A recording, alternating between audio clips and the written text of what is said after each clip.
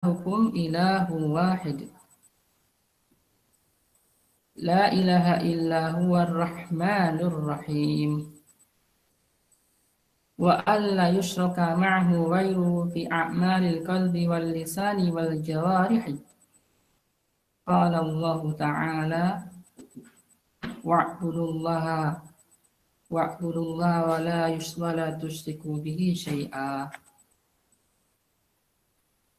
Hak Allah atas hambanya merupakan kewajiban hamba kepada Allah Subhanahu wa taala sebagaimana dalam bahasa hadis Mu'adz bin Jabal ketika itu dibonceng oleh Rasul kemudian ditanya ma haqqullahi 'alal ibad. Dan Rasul menjelaskannya. Apa hak Allah Subhanahu wa taala atas hambanya? Ifraduhu bil ibadati. Mengesahkan Allah dengan ibadah. Jadi semua ibadah harus diberikan kepada Allah Subhanahu wa taala. Semua ibadah harus ditujukan kepada Allah Subhanahu wa taala. Bi jami'i anwa'iha dengan segala jenis segala macam ibadah tersebut. Nah, ini inti dakwah para rasul untuk mengajak umat untuk mentauhidkan Allah. Karena umat-umat dahulu, umat-umat para rasul bukan berarti mereka tidak menyembah Allah, tetapi mereka selain menyembah Allah juga menyembah selain Allah Subhanahu wa taala. Allah berfirman, "Wa ilahukum ilahu wahid." Dan Tuhanmu adalah Tuhan yang satu. Ifatifillah, kata ilah di dalam bahasa Arab artinya adalah sesembahan, makluf, tempat kita merasa takut, tempat kita kembali bersujud dan beribadah. Wa ilahukum artinya wa ilah kalian, Tuhan kalian yang kalian sembah, ilahun wahidun, ilah yang satu tidak berbilang. La ilaha illahu, tidak ada sesembahan kecuali Dia. Dia Ar-Rahman, Ar-Rahim, ilah yang kalian sembah itu yang maha penyayang, maha pengasih lagi maha penyayang. Ar-Rahman fid dunya war-Rahim fil akhirah. Ai Ar-Rahman bin nasi war-Rahim bil mu'minin. Allah Subhanahu wa taala itu mengasihi semua makhluknya. Allah kasih rezeki imma muslim, imma kafir. Imma orang yang sangat takut kepada Allah atau imma orang yang sangat durhaka kepada Allah, Allah berikan rezeki. Ar-Rahman, Allah memberikan. Ar-Rahim, Allah menyayangi, yang Allah berikan hanya kepada makhluk-makhluknya yang tunduk kepada Allah, para malaikat Allah, kauniyah Allah, dan orang-orang beriman yang tidak Allah berikan kepada orang-orang kafir. Wa alla yushraka ma'hu ghairuhu fi a'malil qalbi, tidak menyekutukan bersamanya fi a'malil qalbi, dalam amal hati kita, wal lisani, dan lisan, wal jawarihi, dan anggota badan. Al qalbu, amalan qalbu, kita tidak bertawakal kecuali kepada Allah, tidak bersandar sepenuhnya kecuali kepada Allah, tidak berharap dengan sepenuhnya kecuali kepada Allah Ta'ala. Harapan, penyandaran, kecintaan, ya, kecintaan itu amalan hati awalnya, kemudian dibuktikan dengan anggota badan. Hanya untuk Allah Subhanahu wa taala semata. Kalau seorang mukmin itu mencintai, maka dia mencintai karena Allah. Mencintai karena Allah Subhanahu wa taala, maka cintanya itu termasuk ibadah. Wal lisan, atau dalam amalan lisan.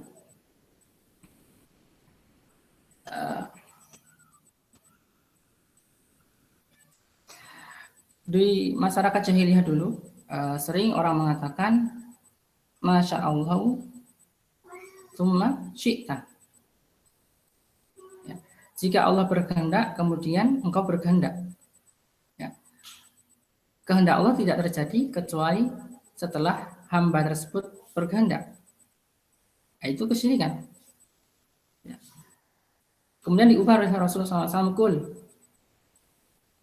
ing tasya tsumma yasha Allah. Jika kamu berkehendak, kemudian Allah Subhanahu wa taala berkehendak. Kehendak kita, keinginan kita itu tahta iradatillah, ada di bawah kehendak Allah Subhanahu wa taala. Nah, ini nanti dalam pembahasan al-iman bil qadar, ya, iman kepada qadar Allah taala. Wal jawarih, tidak menyekutukan Allah dengan anggota badan. Sepertilah yang dirahmati Allah Subhanahu wa taala. Dari 3 pintu inilah kekufuran itu bisa terjadi, bisa dengan hati saja atau bisa dengan lisan saja. Misalkan orang yang mengolok-olok ayat-ayat Allah taala dengan lisan, walaupun hatinya meyakini itu batil, itu kemungkaran, itu sudah cukup menjadikan dia kufur. Atau dengan jawarih saja, hatinya tidak, lisannya tidak, jawarihnya melakukan kesyirikan, itu juga terjatuh kepada kesyirikan. Contoh, orang yang bermain-main sujud kepada selain Allah Ta'ala. Hanya main-main ya, hatinya tidak menginginkannya, lisannya tidak mengucapkan apa-apa, dia hanya main-main sujud kepada selain Allah Ta'ala, maka itu kekufuran. Karena sujud itu hanya kepada Allah Subhanahu wa taala. Kecuali syariat-syariat yang telah lalu. Dulu ada syariat sebelum syariat Nabi kita SAW dibolehkan makhluk bersujud kepada makhluk dalam rangka tahiyah, dalam rangka menghormati, bukan dalam rangka ta'abudiyah. Contoh yang pertama kali adalah malaikat Allah Subhanahu wa taala menyuruh mereka untuk sujud kepada Adam. Fasajadu illa iblis. Sujudlah kepada Adam, maka mereka sujud kecuali iblis. Ini sujud tahiyyah, bukan sujud ta'abudiyah. Kemudian sujudnya 11 saudara Yusuf kepada ayah bunda. Ini ra'aitu asyara kaukaban wa syamsa wal qamara ra'aituhum li sajidin. Wa ayahku, mimpinya Nabi Yusuf alaihissalam ketika itu belum diangkat menjadi seorang nabi. Aku mimpi melihat 11 bintang, 1 matahari, 1 bulan sujud kepadaku. Nah, itu takwilnya bahwa nanti saudara-saudara Yusuf sujud di hadapan ayah dan ibundanya. Itu sujud tahiyah, bukan sujud ta'abudiyah. Namun dalam syariat kita, Nabi kita Muhammad SAW menghapus, menasakh adanya sujud tahiyah. Ya, maka semua sujud bermakna sujud ta'abudiyah. Tidak boleh kita sujud kepada selain Allah Subhanahu wa taala meskipun niat kita untuk menghormati, tidak boleh. Ketika itu Mu'adz bin Jabal pulang dari Yaman, melihat tradisi orang-orang Yaman itu menghormati para petinggi kaumnya dengan sujud, maka Mu'adz tiba-tiba sujud di hadapan Nabi dan Nabi mengatakan, apa-apaan ini Mu'adz? Apa-apaan ini? Ya Rasulullah, aku melihat ahli Yaman itu sujud kepada para petinggi mereka, para pemuka kaum, malaul kaum. Maka saya berpikir ini lebih pantas kepadamu, diperuntukkan untukmu. Tidak, wahai Mu'adz, seandainya ada dalam syariatku itu boleh makhluk sujud kepada makhluk, akan aku perintahkan seorang istri sujud kepada suaminya. Tidak ada ya, sudah dihapus dalam syariat kita. Qala Allah Ta'ala, Allah berfirman, wa'budullaha wa la tusyriku bihi syai'an. Sembahlah Allah wa la tusyriku bihi syai'an, dan jangan kamu mengambil sekutu satupun dalam beribadah tersebut. Wala yubghi syirkul akbaru lil insani hasanatan. Syirik akbar itu tidak menyisakan bagi manusia hasanatan, sebuah kebaikan sedikit pun. Jadi kesyirikan itu tidak menyisakan di tengah manusia satu kebaikan sedikit pun. Semuanya buruk syirik itu ya. Walaupun nanti akan menghasilkan kemakmuran secara perhitungan manusiawi, di mana ada makam yang dipuja, kemudian para penunggu makam penduduk setempat merupakan sumber ekonomi. Orang datang ke situ membayar atau menyediakan kotak untuk ngasih menaruh uang. Lah, tidak ada kebaikan. Itu semuanya hanya perhiasan syaitan agar manusia betah di atas kesyirikan. Syekh Abu Basir At-Turtusi hafizahullah taala, beliau punya kalimat yang indah, begini kalimatnya. Syaitan itu hanya memerintahkan manusia untuk menyekutukan Allah. Setelah itu dia nggak peduli, dia mau menyembah apa, nggak peduli, mau menyembah kuburan Nabi, mau menyembah tagut yang hidup, mau menyembah tagut yang mati, patung. Dan setan juga tidak peduli orang itu mau beragama dengan apapun. Yang penting puncaknya sudah dapat, yaitu mengajak manusia untuk syirik kepada Allah Subhanahu wa taala. Alhamdulillah yang dirahmati Allah Subhanahu wa taala, ada sebuah kisah di kalangan Bani Israel. Kama sal syaitan id qala insifur falamma kafara qala anna bari'u minki inni akhafullaha rabbal alamin. Seperti permisalan syaitan, id qala lil ins, ketika berkata kepada manusia, ukfur, kafirlah kamu kepada Allah. Falamma kafara, maka ketika manusia itu sudah kafir, qala inni bari'u minka, aku berlepas diri darimu, inni akhafullaha rabbal alamin, aku takut kepada Allah Rabb semesta alam. Ayat ini mengabadikan tentang kisah Bani Israel. Ada dua orang kakak beradik laki-laki ingin pergi berjihad, berperang di jalan Allah SWT. Mereka punya seorang adik perempuan. Mereka bingung, ini adik kita mau kita titipkan kepada siapa? Sedangkan kita mau berjihad fi sabilillah dan tidak mungkin mengajak adik kita yang perempuan ini untuk pergi berperang. Mereka berpikir dan ketemulah dengan seorang ahlu ibadah di sinagog. Mereka datang ke ahli ibadah tersebut mengutarakan keperluannya bahwa kami ingin pergi berjihad dan kami titipkan adik perempuan ini agar engkau jaga. Ya, akhirnya pergilah dua orang itu pergi berperang dan adik perempuan tersebut dititipkan di sinagog di lantai yang bawah, dan sementara ahli ibadah itu beribadah di lantai yang atas. Kita perhatikan bagaimana setan senantiasa merayu seorang ahli ibadah ini. Setiap pagi ahli ibadah ini turun ke bawah untuk memberikan makan kepada seorang wanita tersebut. Maka setan datang berbisik, kasihan kalau kamu hanya ngasih makan begitu saja tanpa kamu tanyakan kabarnya, tanpa kamu ngobrol sebentar.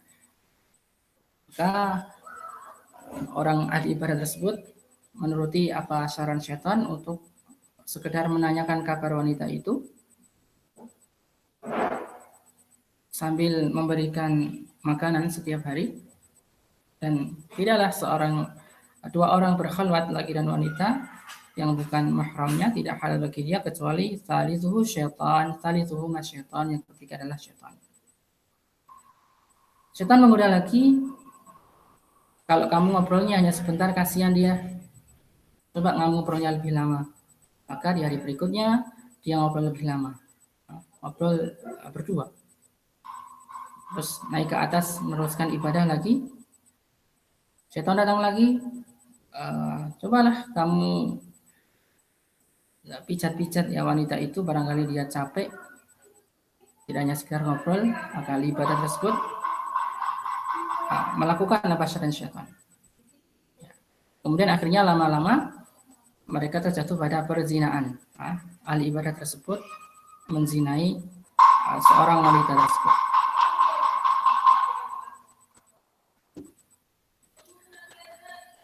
Akhirnya hamillah wanita itu, dan kelihatan hamilnya setelah berbulan-bulan. Maka syaitan datang kepada ahli ibadah untuk mencarikan jalan keluar. Dia sudah kelihatan kandungannya, gimana agar kamu dapat selamat dari kakaknya ketika mereka pulang dari berperang. Maka baiknya kamu bunuh wanita itu dan kamu kubur dekat peribadatan ini sebagai bukti mereka kalau kakak beradik pulang dari berperang fi sabilillah, kamu tunjukkan bahwa wanita itu sudah meninggal, sebelumnya sakit, saya rawat, dan akhirnya meninggal. Maka betul apa cara setan, wanita itu dibunuh beserta kandungan bayi, dan matilah bayi dan wanita itu. Bismillahirrahmanirrahim. Allah Subhanahu wa taala, sampai di sini itu semua dosa besar, itu adalah dosa yang terakhir, dosa besar. Yang sebelumnya dosa-dosa tidak sampai kabair, itu belum sampai membatalkan tauhid, belum sampai menghilangkan keislaman seorang ahli ibadah tersebut, hingga pulanglah dua orang kakak beradik untuk menanyakan perihal adiknya. Maka diceritakan sebagaimana saran syaitan bahwa adiknya sakit sampai meninggal, dirawat sampai meninggal dan dikubur di samping sinagog. Maka dua orang kakak beradik tadi berucap terima kasih atas kebaikan seorang ahli ibadah dalam merawat adiknya sampai meninggal. Bismillahirrahmanirrahim. Allah Subhanahu wa taala, seorang kakak mimpi persis seperti kejadian nyata pada malam pertama, bahwa wanita itu telah menghamilinya kemudian membunuhnya.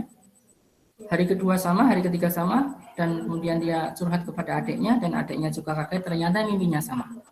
3 hari berturut-turut dua orang kakak beradik mimpinya sama tentang perihal seorang wanita itu, adiknya sendiri, dan akhirnya mereka menuntut ke hakim, ke qadhi untuk menyelesaikan permasalahan ini, dan diisbatkanlah mimpi itu adalah merupakan bisyarah dari Allah Subhanahu wa taala dan menjadi ketetapan hukum. Dan dijatuhilah hukuman mati bagi ahli ibadah tersebut dengan cara disalib. Di zaman dulu salib itu sangat masyhur dengan cara dihukum mati dengan cara disalib. Disalib ya, diikat tangan kanan kirinya, kepalanya, lehernya maksudnya, kakinya, kemudian dipanah dari jauh sampai orang itu mati. Ketika itu setan yang selama ini menggoda, datang, mau nggak kamu saya kasih jalan terakhir agar kamu selamat dari hukuman ini? Oh ya mau, kamu sujud kepadaku. Maka ahli ibadah itu minta permintaan terakhir sebelum dihukum mati, dilepaskan untuk sujud kepada setan, yang nanti setan akan berjanji menolong dia, menyelamatkan dia dari hukuman mati itu. Tapi setelah sujud kepada setan dengan sujud ibadah, maka setan, inni bari'u minka, ini akhafullaha rabbal alamin, aku berlepas diri dari ini semua, aku tidak mau menolong kamu. Maka ahli ibadah itu kemudian kembali ke salib dan tidak ada harapan untuk ditolong, dan akhirnya dia mati setelah sujud di hadapan setan. Nah, itu setan. Kalau sudah sampai pada tujuannya, itu mengajak manusia untuk bersyukur kepada Allah, sudah cukup. Kama tali syaitani idh qala lil insani ukfur. Seperti permisalan syaitan berkata kepada manusia, ahli ibadah tersebut, kafirlah kamu kepada Allah. Falamma kafara, ketika orang itu sudah kafir, inni bari'u minka, aku tidak mau lagi menolong kamu. Inni akhafullaha rabbal alamin. Bismillahirrahmanirrahim. Allah SWT, syaitan itu akan menggunakan segala kemaksiatan untuk menggiring kita ke dalam kemaksiatan yang paling besar, yaitu menyekutukan Allah Subhanahu wa taala.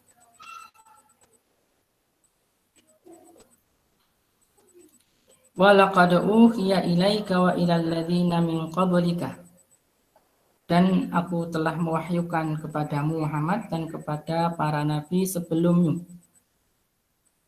la in asyrakta, jika kamu menyekutukan Allah, la yahbatanna amaluka, maka seluruh amalmu akan terhapus. Wala takunanna minal khasirin, dan kalian benar-benar termasuk orang-orang yang rugi. Kenapa? Beramal sekian banyak tapi dihapus dengan satu kesyirikan. Bercapek-capek, berlelah-lelah, dihapus dengan satu kesyirikan. Dan ini ifadillah adalah semua ketentuan, semua syariat Nabi. Dan telah aku wahyukan kepadamu dan kepada para nabi sebelummu, la in asyrakta la yahbatanna amaluka. Seluruh umat para nabi, kalau mereka sampai terjatuh kepada kesyirikan, maka itu akan menghapus semua amal kebaikan. Seberapa banyak amal pun itu. Amal yang paling tinggi, amal yang paling besar pengorbanannya, itu dihapus dengan bentuk kesyirikan kepada Allah Subhanahu wa taala.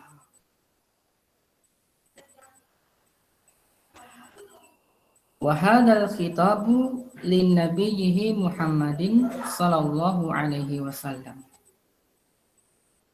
Ini khitab ditujukan kepada Nabi Muhammad sallallahu alaihi wasallam. Fa kaifa biman dunahu, maka bagaimana dengan selain beliau? Beliau saja Allah ancam dengan la in asyrakta la yahbatanna 'amaluka. Maka bagaimana selain Rasulullah sallallahu alaihi wasallam? Ifatibillah yang dirahmati Allah Subhanahu wa taala. Artinya ini perkara besar. Allah sangat syadid, sangat keras sekali ancamannya kepada Rasul. Agar manusia ihtimam betul. Wah, kemungkaran yang paling besar itu adalah kesyirikan. Syirikan kepada Allah Ta'ala. Dan kemaslahatan yang paling besar itulah tauhid kepada Allah, mentauhidkan Allah Subhanahu wa taala. Dan ini perkara yang paling besar, paling berat bagi manusia. Mungkin kita bisa menyuruh manusia untuk melaksanakan syiar-syiar Islam. Tapi akan terjadi gejolak, akan terjadi ketidakterimaan manakala mereka diajak untuk meninggalkan syirik akbar. Seperti kata Syekh Abu Basir At-Tutusi tadi, bahkan syaitan itu akan membuat orang untuk betah di amal soleh. Amal-amal yang nawafil. Tapi cukup bagi syaitan untuk membetahkan dia kepada satu kesyirikan. Ditutup dengan amal soleh yang lain tadi agar dia la yash'urun, tidak menyadarinya. Wala yakfirullahu syirka li'abdihi illa bitaubatihi. Dan Allah tidak akan mengampuni syirik teratas hambanya illa bitaubatihi, kecuali dengan taubat. Artinya kalau seorang hamba mati di atas kesyirikan, sementara dia belum bertaubat, tidak akan Allah ampuni. Waliyadzubillah. Doa yang sangat agung yang Rasul ajarkan kepada kita, Allahumma inni a'udzubika an usyrika biha bima a'lam wa bima la a'lam. Ya Allah, aku mohon kepadamu, mohon perlindungan. Aku menyekutukanmu dengan sesuatu yang aku sedang mengetahui atau aku tidak sedang mengetahui. Karena fatal kalau seorang hamba itu terjatuh pada kesyirikan.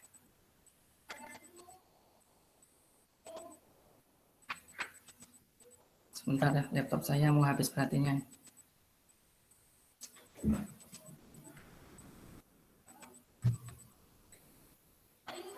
Baik.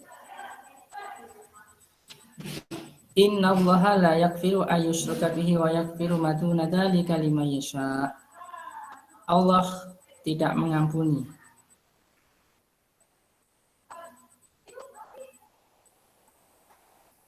ini bukan la ya, tapi lan, seperti salah ini tulisannya. Allah tidak akan mengampuni orang yang berbuat syirik, wa yaghfiru ma duna dzalika liman yasha, tetapi Allah akan mengampuni dosa selain syirik.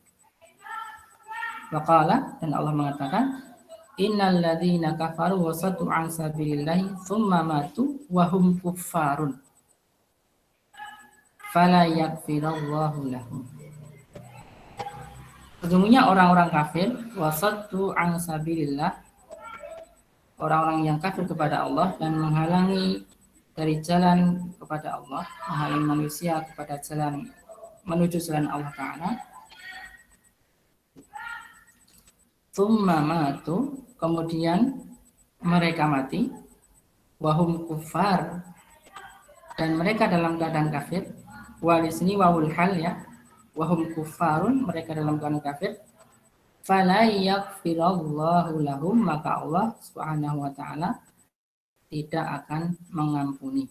Ifatifillah, surat An-Nisa ayat 48, Allah tidak akan mengampuni dosa syirik itu diikat, ditakyid dengan surat Muhammad ayat 34 ini. Yang dimaksud tidak Allah ampuni kalau kesyirikan itu dibawa mati. Kalau kesyirikan itu sudah ditaubati sebelum mati, maka itu akan tetap diampuni oleh Allah Subhanahu wa taala. Dan demikian para sahabat yang dulunya mereka menyekutukan Allah, kemudian mereka mengikuti tauhid, maka Allah ampuni semua dosa-dosa mereka. Bahkan Allah sangat mendorong orang-orang musyrik untuk beriman kepada Allah. Qulil ladzina kafaru iyang tahu yukfar lahum ma qad salaf.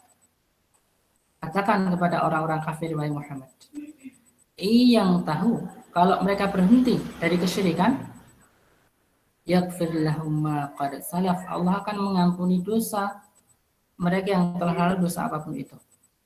Mereka sebelumnya mencuri, berzina, minum khamr, dosa apa yang dia kerjakan, mereka berhenti dari kesyirikan, mereka berhenti dari kekafiran, iman kepada Allah, maka bersih semua.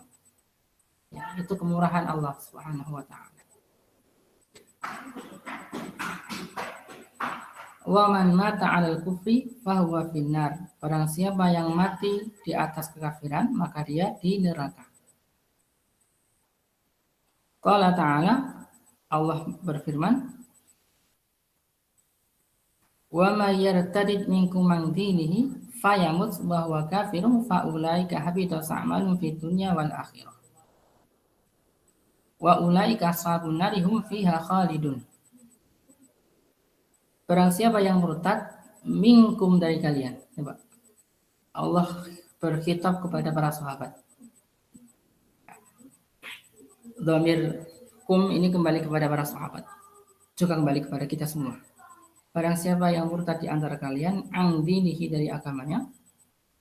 Ada nggak orang murtad di zaman Rasul? Ada. Di zaman Rasul aja ada orang murtad, apalagi di zaman selain Rasul yang lebih buruk daripada di zaman Rasul. Ada Musailamah al-Kadzab. Itu sezaman dengan Rasul. Ada Rijal bin Unhuwah. Ya. Bahkan sepeninggal Rasul, Abu Bakar sibuk dengan harbur lidah. Perang melawan gerakan kemurtadan. Fayamut, maka dia mati, wahwa kafirun, dan dia dalam keadaan kafir.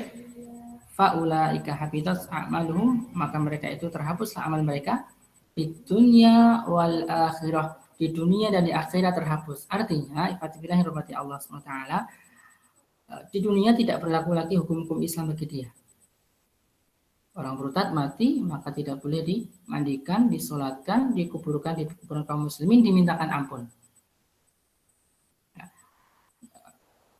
Terhapus di dunia, maka ikatan pernikahannya batal. Ya. Ikatan ahdu, taatnya dengan ulil amri, dengan amirul mukminin, batal. Ya. Ahad atau perjanjian atau akad batal. Wal akhirah, batal juga di akhirat, artinya amal solehnya tidak akan dinilai oleh Allah Subhanahu wa taala. Wa ulaika ashabun nar, mereka itu adalah penghuni neraka. Hum fiha khalidun, mereka kekal di dalamnya. Ayat ini jelas bahwa orang-orang musyrik tidak akan keluar dari neraka. Baik. Fakrah yang terakhir saya bacakan. Rubama yakunul kafir fi hayatihi nafiyan linnas. Mungkin saja orang kafir itu dalam kehidupannya bisa bermanfaat bagi manusia. Dia orang baik kepada tetangga, memberikan sedekah, beramal sosial yang baik. Mungkin saja dia manfaat bagi manusia di dunia. Fahadza taskhirun lahu minallahi kauniyun. Ini merupakan penundukan Allah Ta'ala sebagaimana Allah menundukkan ayat-ayat kauniyah. Kata skhirihi lisa iril manafi, sebagaimana Allah Ta'ala menundukkan berbagai manfaat. Kasyamsi, sebagaimana Allah menundukkan matahari untuk tetap berputar dan memberikan kemanfaatan bagi alam. Wal qamar, kepada bulan. Wariyah, kepada angin yang bertiup. Wasahab, kepada sahab, awan. Wahiyya aktsaru naf'an linnas, nah itu merupakan manfaat yang paling banyak untuk manusia. li'anal kufra yaqa'u 'alal kufri billahi la bil kufri bit tabi'ati. Dikatakan ingkar kepada Allah itu kalau ingkar ya kepada Allah, dikatakan kufur itu kalau ingkar kepada Allah, tidak ingkar kepada alam ya. Alam. Orang nggak percaya dengan adanya gravitasi, bahkan buat dia kafir enggak. Orang nggak percaya dengan apa hukum-hukum kauniyah Allah Ta'ala,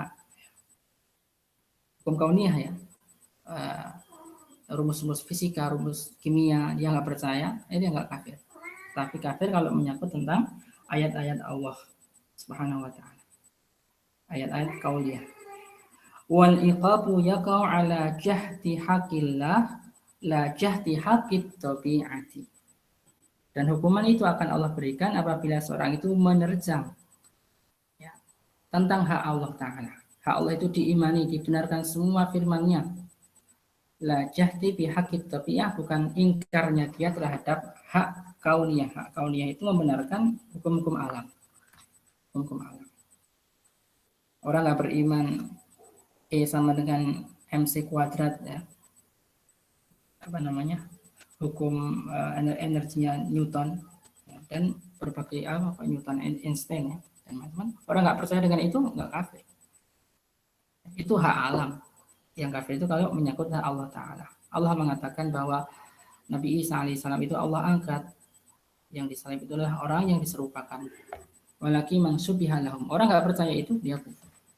Orang nggak percaya kalau Allah Ta'ala menyerupakan orang seperti Nabi Isa kemudian disalib, dia percaya itu, dia percaya Nabi yang disalib itu Nabi Isa, dia kufur. Baik. Itulah rahmat Allah Subhanahu wa Ta'ala yang saya sampaikan. Mudah-mudahan memberikan manfaat kepada saya dan kepada antum. Selanjutnya kita bertanya jawab, waktu kami berikan kepada moderator falyatafadhal masykuran.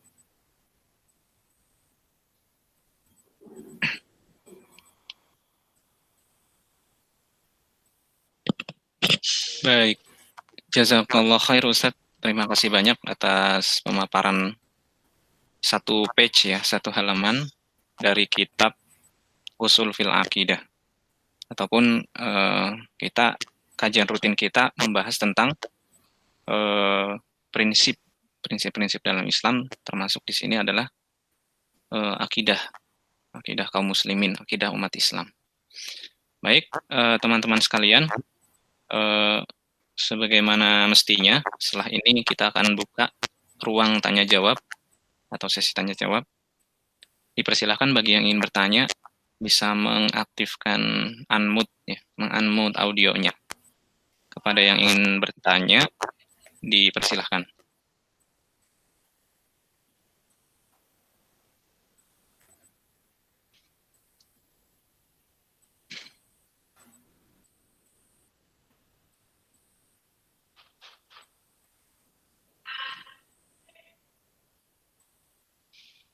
Ya, sepertinya sambil nunggu ini Ustadz, dari saya mungkin saya ingin bertanya terkait apa namanya yang tadi Ustadz sebutkan ya.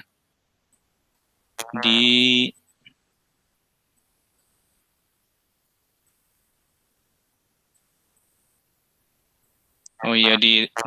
halaman ini Ustadz, di halaman pertama, halaman 17.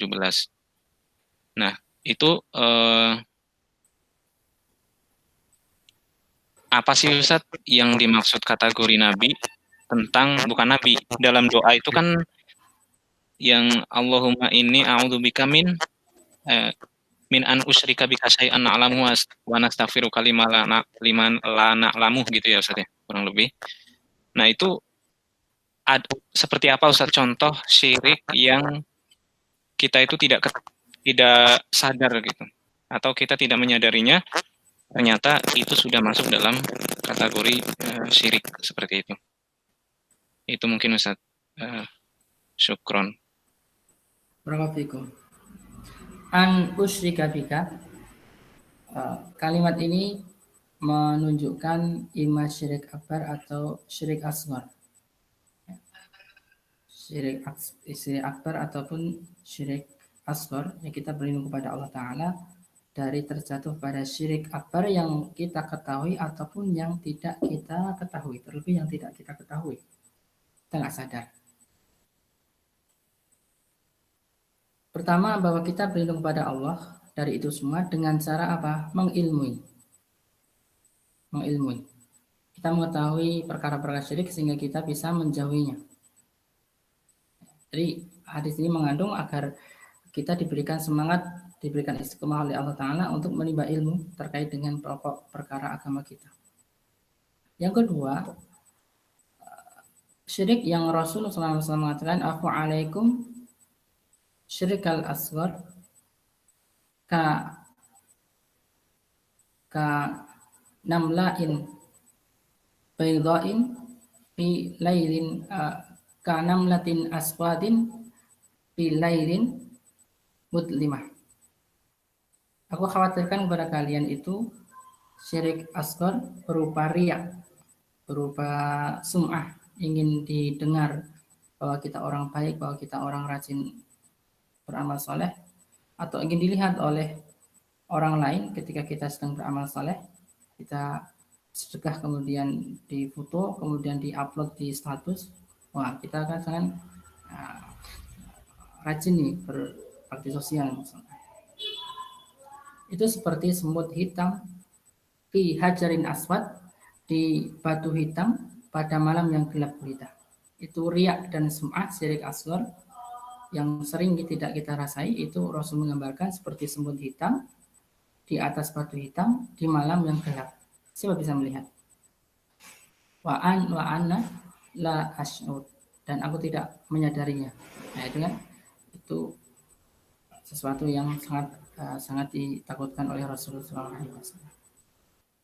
Jadi hadis itu maknanya adalah hasungan minta kita kepada Allah agar kita semangat dalam memahami pokok-pokok agama kita hingga selamat dari kesyirikan. Yang kedua, mohon kepada Allah Ta'ala agar tidak terjatuh pada syirik yang tidak kita ketahui. Ya, seperti ya banyak minta perlindungan kepada selain Allah, ya, takut kita kepada selain Allah lebih besar daripada takut kita kepada Allah, cinta kita kepada selain Allah lebih besar atau mungkin sama dengan cinta kita kepada Allah, itu kesyirikan. Wallahu a'lam bishawab.